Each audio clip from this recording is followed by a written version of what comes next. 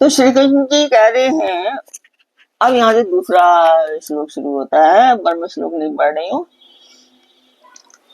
तो यहाँ पे कृष्ण जी कह रहे हैं कि हे धनंजय, तू आसक्ति को त्याग कर तथा सिद्धि और असिद्धि में समान बुद्धि वाला होकर योग में स्थित हुआ।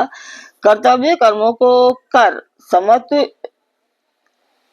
समत्व ही योग कहलाता है। आगे कहते हैं कि भगवान ने कर्मयोग के आचरण की प्रक्रिया बताई है। कर्मयोग का साधक जब कर्मों में और उनके फल में आसक्ति का त्याग कर देता है, तब उसमें राग द्वेष का और उनसे होने वाले हर्ष शोक आदि का अभाव हो जाता है। ऐसा होने से वह सिद्धि और असिद्धि में सम रह सकता है।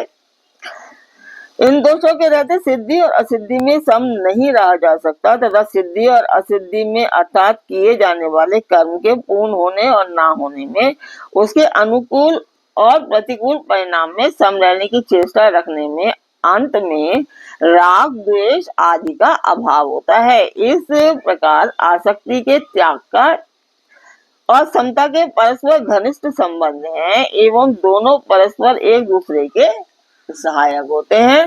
इसलिए भगवान ने यहाँ आसक्ति का त्याग करके सिद्धि और असिद्धि में सम होकर के कर्म करने के लिए कहा है।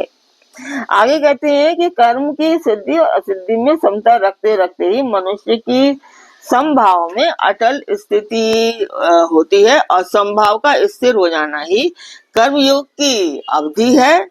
अतः यहाँ योग में स्थित होकर कर्म करने के लिए कहकर भगवान ने कहा है कि केवल सिद्धि और असिद्धि में ही समत्व रखने से काम नहीं चलेगा। प्रत्येक क्रिया के करते समय भी तुमको किसी भी पदार्थ में, कर्म में या उसके फल में अथवा किसी भी प्राणी में विषमभाव न रखकर नित्य संभाव में स्थित रहना चाहिए। आगे कहते हैं कि यहाँ योग समता का नाम है।